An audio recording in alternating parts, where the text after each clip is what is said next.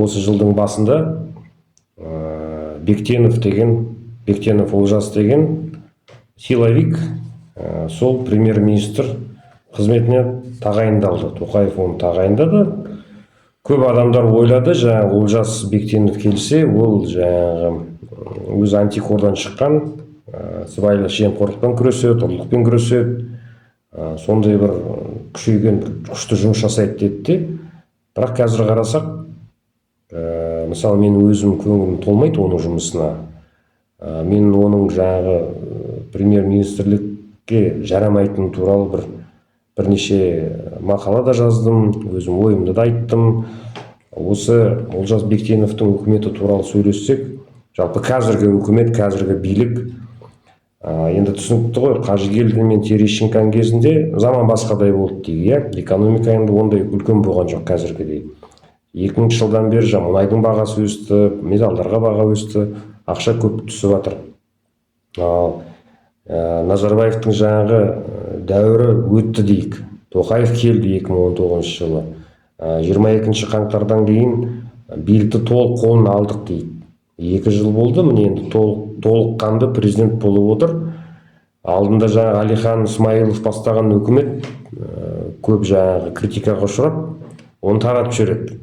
Енді Олжас Бектеновті алып келеді, бірақ бір жақсы өзгеріс тұрмақ. Тіпті сол Әлихан Смайыловтың кезіндегі деңгейден түсіп кеттік. Экономика түсіп кетті, қымбатшылық, қарыздар көп, коррупциямен күрес деп күнде айтады. Бірақ сол тоқтамай жатыр. Жемқорлық, ұрлық. Бұның себебі неде? Енді Тоқаев жұмысты кіммен істейді?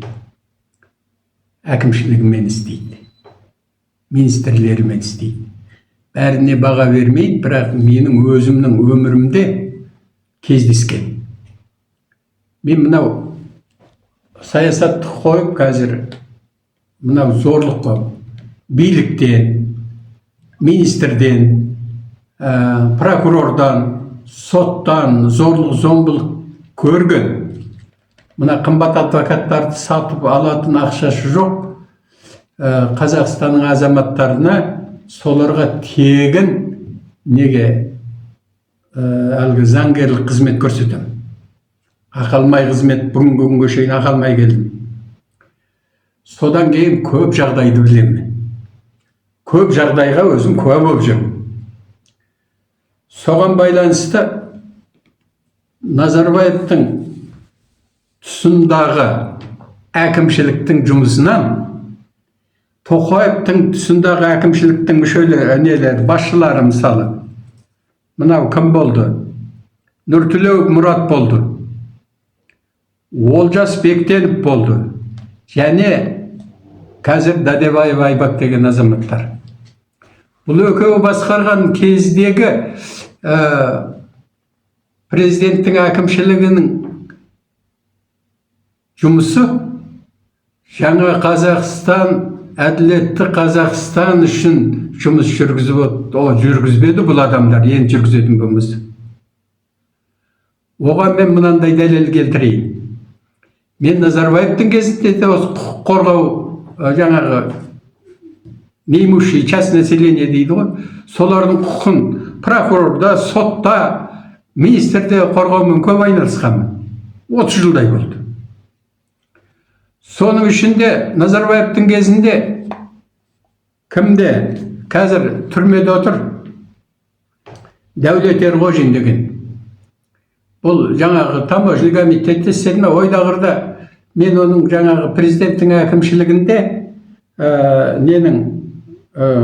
әкімшіліктің басшысының орынбасары ма бірдеме жүрген периодындағы бір эпизодты айтайын. Ол Дәулет Ерғожин өзі текті жерден еді. Оның әкесі Еділ Ерғожин бізде химия институтын басқарды ғой. Семейдің жігіті. Ол Қазақстан 31 жасында доктор наук болып, Қонаев лично оған квартира берген адам. Соның баласы еді. Соның қолына түсіпті бір осындай жаңағы жаны күйген адамның арызы. Содан мен кейін документтерін көрдім. Соған Дәулет Ерғожин жазыпты. мынаны біреуге жазыпты, ген прокурорға ма, сотқа ма біреуге жазыпты. Мынаны өзіңіз қарап, маған дала жететіңіз депті. Сол мәселе 10 жылдап, 20 жылдап шешілмей жатқан мәселе, сол адам соны шешеді. Ал енді қазір өте теріс пікір айтылып жатыр. Мынау қоғамда кеше әлгі Назарбаевтың інісінің асына да барды деп Қожамжаров туралы. Қожамжаров президенттің әкімшілігінде істеп тұрған кезінде мен оның алдында 2 рет болдым. Ол халықты қабылдайтын еді. Жаңағы Дәулет Ерғожинда бәрі де о кезде Назарбаевтың кезінде әкімшіліктің адамдары халықты қабылдап тұратын. Әкімшіліктің басшысынан бастап. Сол Назарбаевтың ескі оңбаған жүйесінің кезінде мына Қожамжаровтың қабылдауында 2 рет болдым мен. Біреуінде өзім мәселеммен ғой, сайлауға байланысты ғой менікі. Біреуінде басқа біреулердің мәселелерімен. Екеуінде де көрген оқиғамды айтайын. Жаңағы отырамыз, 20-30 адамды қабылдайды, бір залы бар өзі қабылдайтын. Сол жерде отырамыз, сен немен отырдың, сен немен келдің, сен немен келдің дейді ғой. Бір-бірімізге айтып, араласып отырамыз, бір-бірлеп кіріп, шығып жатады, шыққанда қалай болды дейді, біреу ренжіп шығады, бірақ көбісі қуанып шығып жатты. Қожамжаровтың атынан. Бір мысал келтірейін. Біздің оңтүстіктің қызы, Шымкенттің қызы, Шәуілдір ауданының қызы екен, інісін біреулер айуандықпен өлтіріп кеткеніне 10 жыл болған екен. 10 жыл. Содан бері жаңағы өзі бір қайсар қыз екен енді. Келбеті де келінген, реңі де бар. Сол Қожамжаровқа да кірді ғой, менімен бірге кірді. Менің алдымда кірді. Соны шыққаннан кейін қалай болды деп күліп шықты. Болады шығар енді күте тұр деді. Опқалар күте тұр деді, соңынан кіресің деп айтты деді. Соныменен жаңа қыздың екінші приемға келсем, тағы келгенді. Сол қызбен тағы келдім. Сөйтсем қыз тағы отыр. Өткенде не болды тірлігің дебем. Кейіннен кірдім деді. Отырып алып, мені отырғызып қойып, ненің жоғары соттың төрағасы Қайрат Мәми деген болатын. Соған звондады дейді. Қайрат Әбдіразақұлы, мына менде мынандай адам отыр. Сіз осы қызды қай уақытта қабылдайсыз? Осыны қабылдап, мәселесін өзіңіз бір мән беріп қабылдасаңыз деп айтты дейді. Содан мен неге бардым дейді. Жаңағыны айтқан уақытында бардым дейді. Оқып, көріп, жаңағы менің ағамды өлтірген адамдарды соттап жіберген 10 жыл болған істі бұзып беріп, қазір енді соны жауапқа тартайын деп отыр дейді. Енді шаруаң бітті ғой, енді неге отырсың мұнда деймін ғой. Сөйтсем, енді 10 шақты жыл сенделіп жүрмін ғой, бір күнім кетер дедім, мына Қожамжаровқа келіп рахмет айтып кету үшін келдім дейді. Міне кімнің оңбаған деп жамандап жүрген Назарбаевтың әкімшілігінің лауазымды адамдарының ісі. Енді мынау кімді айтайын? Нұртілеу Мұрат, Олжас Бектенов, Дәдебаев Айбек басқарған Тоқаевтың әкімшілігінің менің клиенттерімен істеп отқанын айтайын. Біреуі жаңа Қазақстанға жұмыс істеп отқан жоқ бұның. Президенттің әкімшілігіне келген қағазды тірі пенде оқымайды. Жаңа Қазақстанды соғу үшін елдің арасында не отқан бірінші әкімшілік зерттеу керек қой. Сосын халықтың арасынан келетін арызды қарайтын өзінің сол жерде должностной лицалары бар. Ешқайсысы оқымайды. Жаңағы бізде жалобының көбісі, жаңа менің клиенттерімнің жалобысының көбісі бас прокурорға арналады. Бас прокуратураның адамдарының несі қиянаттарына, сосын соттардың негізінен солай болады. Сосын бірлі жары мынау еңбек министріне сонда соны қазіргі қалыптасқан мына Дәдебаевта да сол. Ешкім оқымайды әкімшіліктен. Бірде ана өтініш арқылы кеп түскен арызды сол президенттік әкімшілігінде соны қарайтын бір должностной біреуі бар, ол да оқымайды. Жаңа кімге жағынып отыр? Бас прокурор шағынып жатсың да, сразу сол жерден бас прокурорға кетеді ол. Бірде-бір мына Тоқаевтың әкімшілігінің лауазымды адамдарының бірде-бірі жаңағыда менің клиенттерім арыздарында жазулы тұрады. 37 рет қайталап президентке дейді. 4-5 рет қайталап президенттің әкімшілігінің басы Нұртілеуовке дейді. Ненің 4-ші рет қайталап президенттің әкімшілігінің басшысы жаңағы Бектеновке дейді. Енді 7-ші рет қайталап Дәдебаевқа дейді. Оқымайды. Сөйтіп отырып, Қазақстанды қалай жаңа Қазақстан бастамақшы?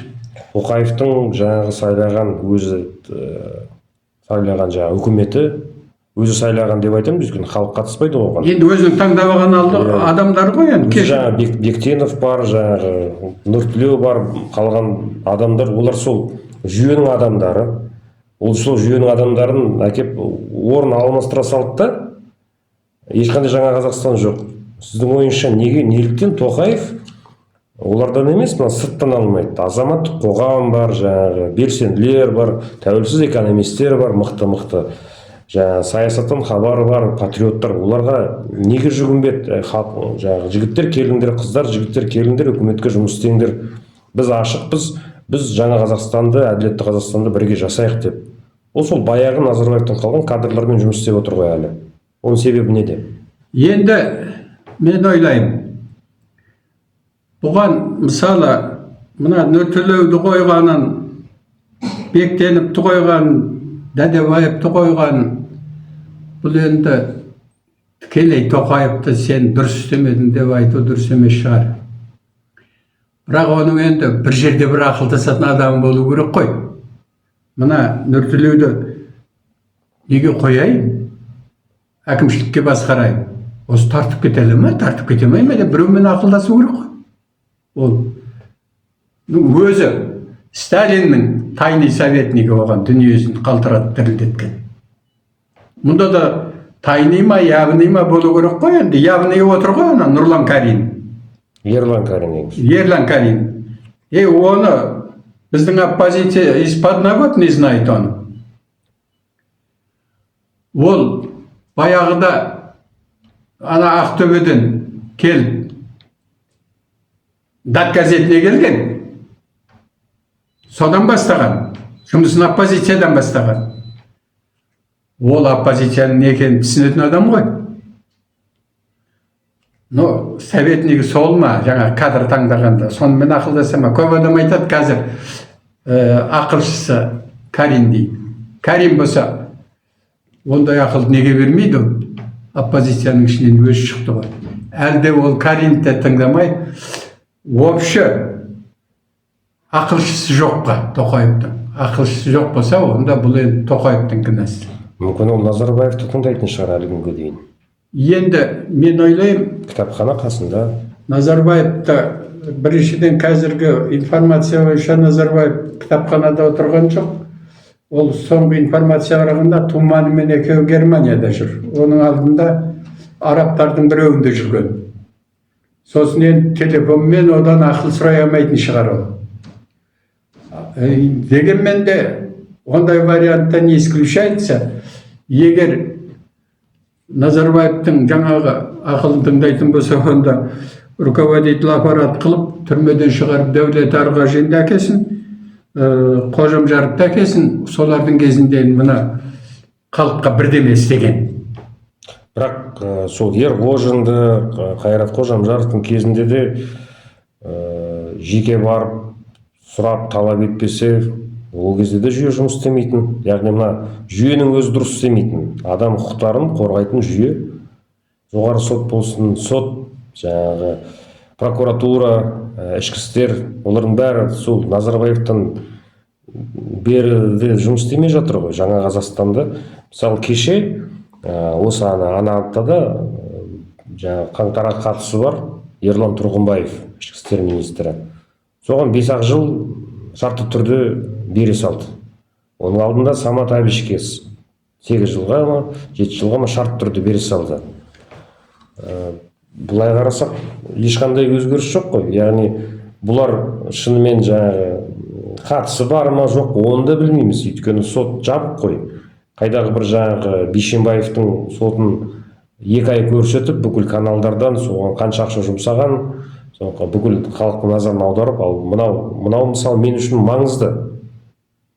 Азамат ретінде маған маңызды. Осы қаңтарда кім не істеді? Бұл шынайы жаңағы ішкі жаңағы элитааралық жаңағы төбелес болды ма, әлде бұл спецоперация болды ма, Путин жасаған? Неше түрлі жаңағы версиялар бар ғой.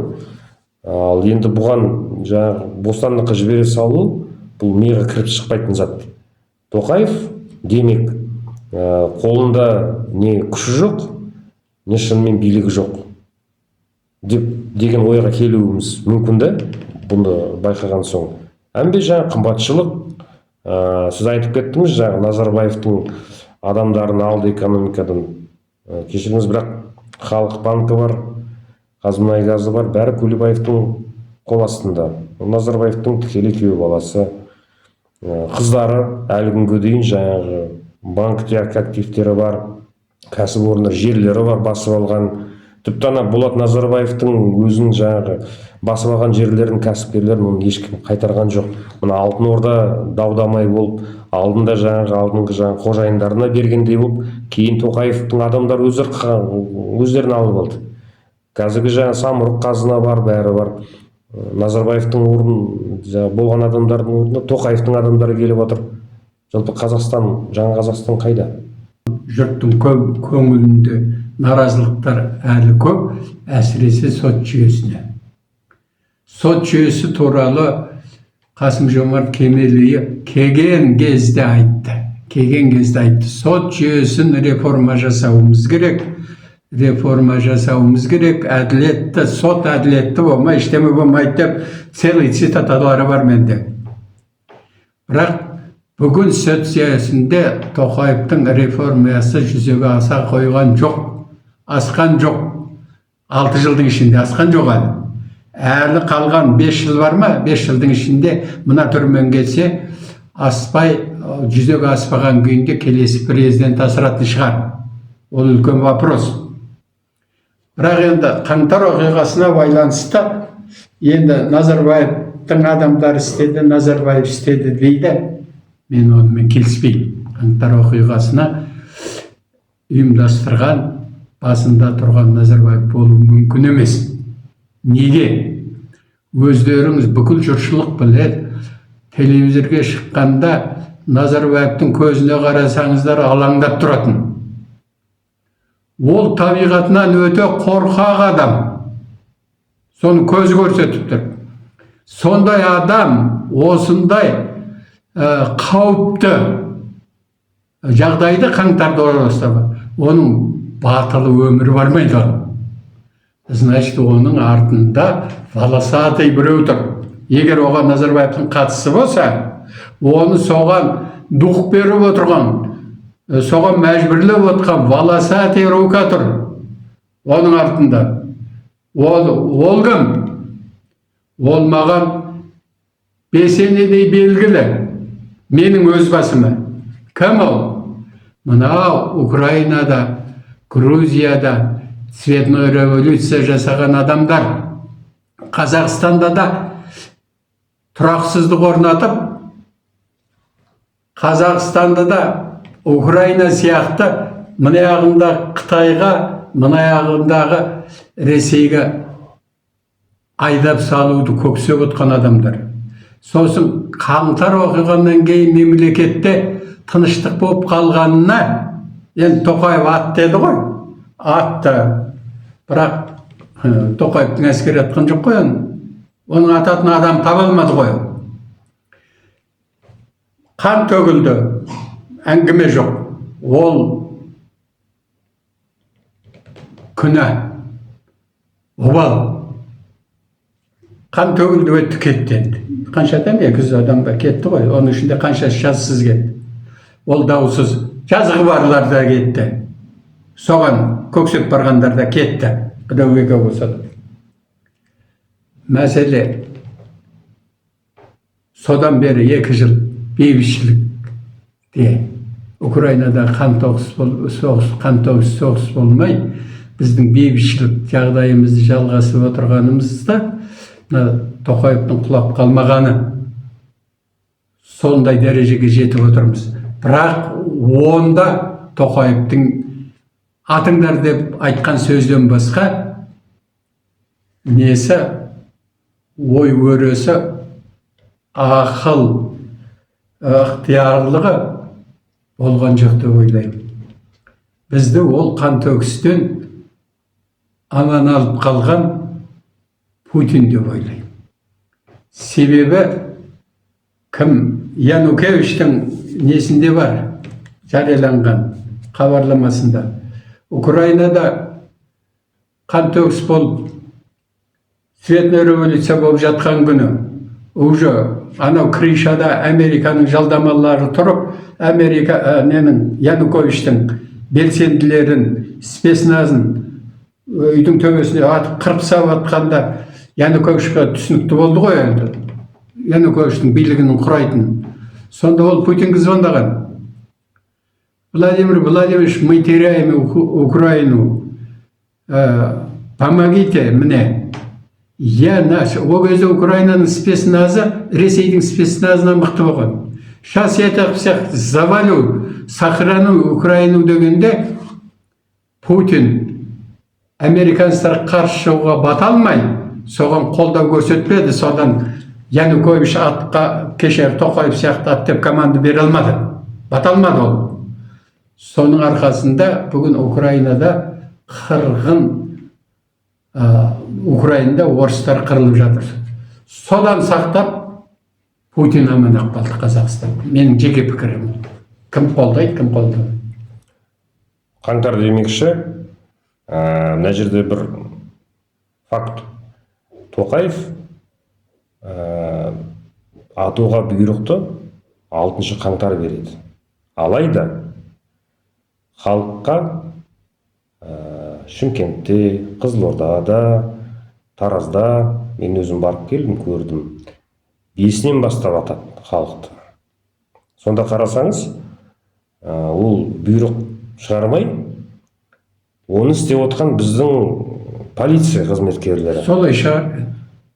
Солай шығар емес, ол солай. Жоқ, мен білмейтін болғасын сол шығар деп отырмын ғой. Менде факты жоқ қой. Яғни Назарбаев ол кезде жаңа қауіпсіздік комитетінің жаңағы кеңесінің төрағасы. Яғни бүкіл жаңағы силовой блок сонда. Соның қолында, армия қолында, жаңа полиция қолында, КНБ қолында. 5 күні егер Тоқаев жаңағы приказ бермесе, онда Назарбаев приказ беріп отыр ғой. Назарбаевтың ол тікелей жаңа соған бағынады ғой бәрі. Министрлердің бәрі Назарбаевтың қойып кеткен адамдары. Былай қарасаңыз, Назарбаевты осы жөнінде қылмысқа тартуға болады деп ойлайсыз ба? Енді оны тергеу көрсету керек қой. Біріншіден Назарбаев ондай берген болуы да мүмкін. Допускать етеміз. Енді ат деп анау ДВД-ның бастығы, любой болсын ДВД-ның бастығы өзіне жауапкершілік алып адамды атамайды ғой. Сосын анау автомат ұстаған. О жерге Путиннің әскері барған жоқ қой. Қазақтың милиционері ма, ОМОНы ма, біреу атты ғой. Ол да өз еркімен атамайды ғой. Бірдемеден қорқып атты ғой. Соны ананың жек көргеннен атты деп отырсың ба? Бастықтардан қорқып қызметінен айырылам деп атты ғой. Бірақ Назарбаевтың ғұмырында біз байқаған бір қасиеті бар. Ол өз істеген жұмысты өміріммен істедім демейді. Егер жақсы нәрсе болса, өзін алып қояды. Өз істемесе де? Өз істемесе де алып қояды. Ал енді жаңағыдай жаман нәрсені істесе, айтып отырмын ғой жаңағы, Терешенко жертва болып кетті, қажыгелдин жек көрді. Сондай адам.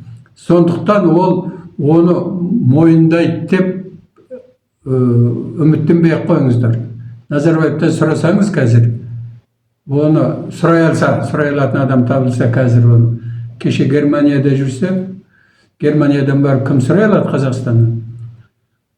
Өмір мойындамайды. Оны дәлелдеу керек. Ол үшін следствие жүру керек. Үлкен процедура. Ол үшін Тоқаев бұйрық беру керек. Ең бастысы. Өйткені Тоқаевқа тәуелді ғой қазіргі. Политический воля деп жазады ғой. Политический воля болу керек. Енді Тоқаев ол жерде Назарбаевты қама деп неге бұйрық бермейсіңдер деп мен оған айып тағудан аулақпын қазіргі ситуацияда. Оған не мүмкіншілік бермей жатқан себебін мен білмеймін ғой. Неге ол бұйрықты бермей отыр? Оны бергісі келіп отқан шығар. Назарбаевты келіп қамап тастап, Қазақстанда тарихында демократияның, әділдіктің шырқаушегінде қалғысы келіп отқан шығар. Ол жаңа Қазақстан, әділетті Қазақстан орнатам деп жариялап қойды ғой. Егер Назарбаевты алып келіп қазір қамап тастаса, ең әділетті президент осы болып шыға келер еді ғой. Оған тіпті мына қаңтардың бәрін кешіре салатын сияқты ғой халық. Конечно, кешіре салады. Бірақ оған бармай тұр. Тіпті мына қаңтарда зардап шеккен адамдарға көмек әлі берілмеген екен. Әлі күнге дейін жаңағы Қазақстан халқына деген фондты құрған, оны мына қаңтарда зардап шеккен жазықсыз адамдар мерт болды ғой. Кішкентай 4 жасар Айкөркемнен бастап желтоқсанға қатысқан жаңағы ағаларымыз да сол алаңда көз жұмды. Солардың ешқайсысына мына билік Тоқаев көмектескен жоқ. Тіпті мына Айкөркемнің жаңағы әкесіне өздері үйсіз жүрген қазақтардың көбісі сол ғой. Бір квартира беріп, кейін соны өзі тартып алады. Мына билік, жергілікті билік. Оның бәрі ашық, жаңағы оның бәрі көрініп жатыр. Мына ту ұстап шыққан жаңа Берік Әбішев деген батырымыз, оған да ешқандай көмек берілген жоқ. Жаңа халықтың өзі ақша жинап, сөйтіп оны емдетіп жатыр.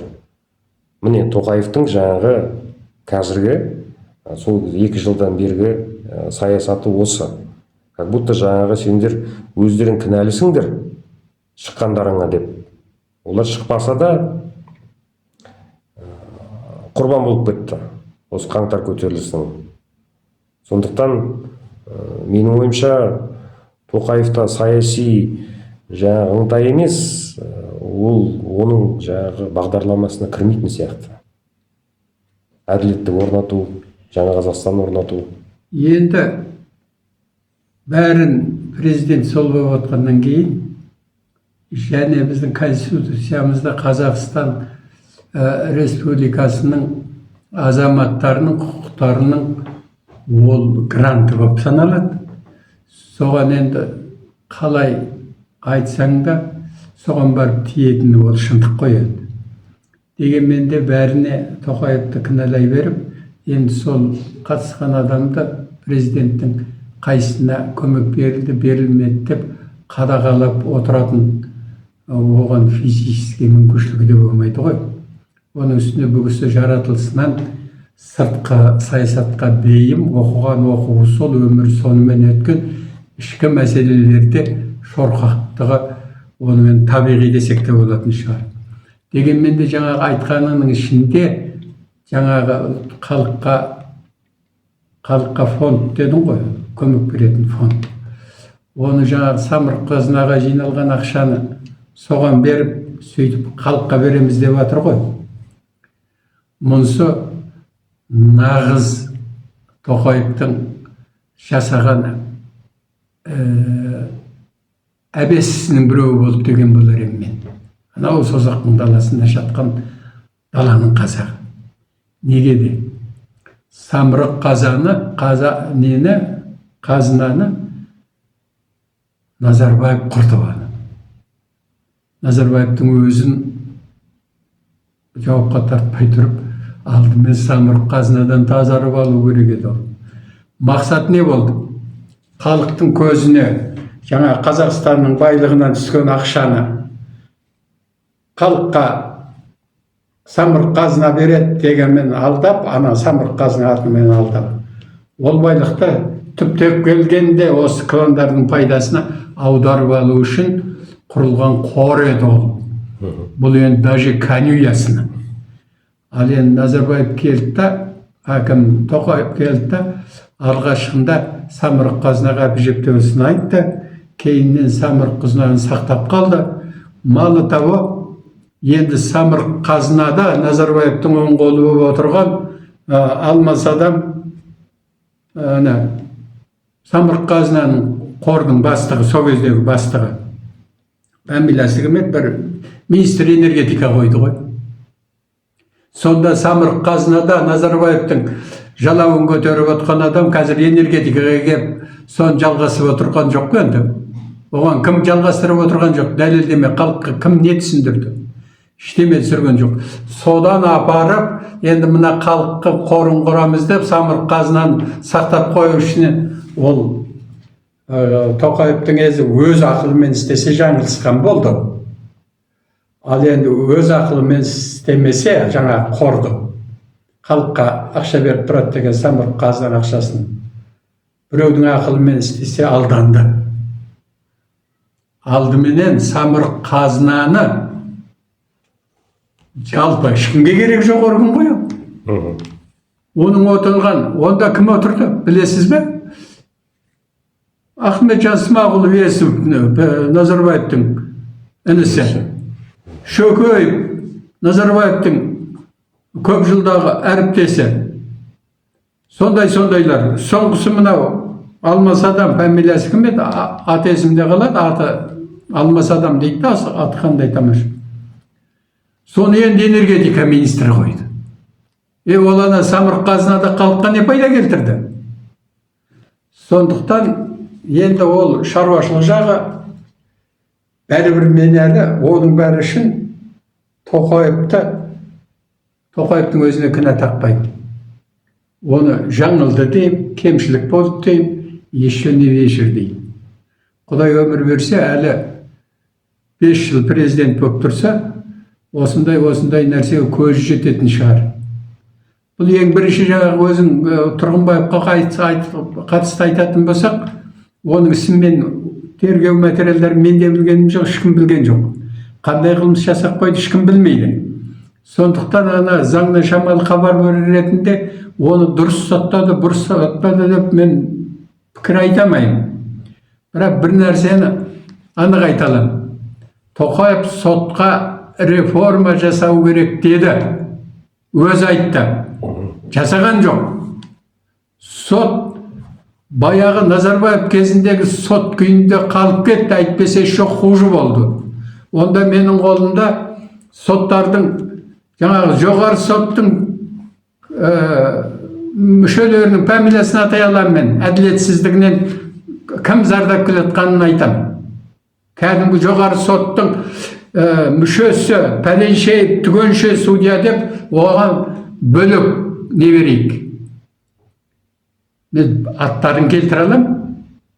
Жоғары соттың. Прокуратура туралы да. Қазір бас прокурорымыз кім? Асылып, Берік туралы пікір айтпай қоя тұрайын. Ол туралы да пікірім бар, айтпай қоя тұрайын. Бірақ прокуратурада жаңа Қазақстанға бейім, жаңа Қазақстан, әділетті Қазақстан орнататын жұмыс істеп отырмағандығы жөнінде менің бас прокурордың орынбасары Шындалиев Әсет деген жігіт туралы нелерім бар. Қап наразылығым бар. Соған өзім тарапынан, жаңағы менің зардап шеккен адамдардың тарапынан фактілер бар. Енді бері қараңыз. Бұл Шындалиев Әсетті мен ана полковник кезінде бас прокуратурада полковник болатын ол кезде, мен оның кездескен адам, сөйлескен адам. Ол жаңа Қазақстанды орнататын адам емес ол. Соны апарып бас прокурордың орынбасары болып отыр. сотыңыз ескі Қазақстанның адамы отырса, бас прокуратураңызда орынбасар болып ескі Қазақстанның адамы отырса, қайтып сіз Тұрғынбаевты соттай аласыз әділ? Міне сіздің негіздің жауабы. Қарға қарған көзін шықмайды дейді ғой. Дана қазақ айтады. Иә. Енді соңғы сұрағым, егер де осы әділетті жаңа Қазақстан орнамаса, халық шығып қаңтар қайталауы мүмкін бе? Енді вероятность, ол целый теория ғой. По теория вероятности какой-то процент мүмкін. Бірақ мен өзімнің қандастарымда,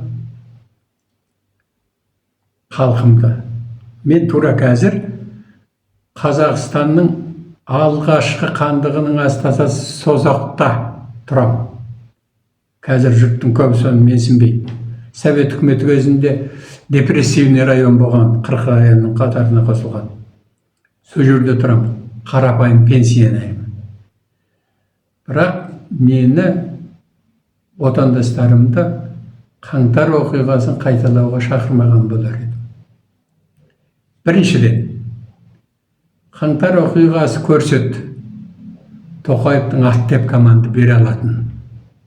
Өзің айтып алсың, ат деп команда бермесе де ататын адамдар шыққан. Барса, одан қауіп сезілсе, қауіп байқалса, Тоқаев бұл жолы атпа деп команда беретін, ат деп беретін, мен білмеймін. Бірақ ол жақсы ма, күйзелген адам ба? Жоқ, шетелдің агенттарының влияниесіменен жаңылысып шығып қалды ма, твердігі женесімен шықты ма? Ол біздің Қазақстанның азаматы. Біздің отандасымыз. Ат десе, жазықты өлі ма, жазықсыз өлі ма, өліп кетеді. Сондықтан екінші рет қанды қырғын болмай, өзіміздің адамдарымыз босқа қырылып кетпес үшін қаңтар оқиғасын қайталануға біз шақырмауымыз керек деп ойлаймын. Одан тағы 5 жыл қалды ғой. 5 жыл қолдықта, қорлықта өмір сүре тұрайық. Адам аман болсын. Адам аман болса, тағы бір келесі келетін президент ол Тоқаевтың таңдауымен келе ме? Ресейдің таңдауымен келе ме? Қытайдың таңдауымен келе ме? Біз білмейміз. Келесі президенттің тағайындалуына Тоқаевтың қандай да бір үлесі болуы да мүмкін. Тоқаевтың тағайындалуында Назарбаевтың үлесі бар екенін ешкім жоққа шығармайды ғой. Жаңғыз мен ғана оны кет деп айтқан Путин деп мен қазіргі официальный источниктен естіп жүрген. Мен ғана қазір айтып отырмын.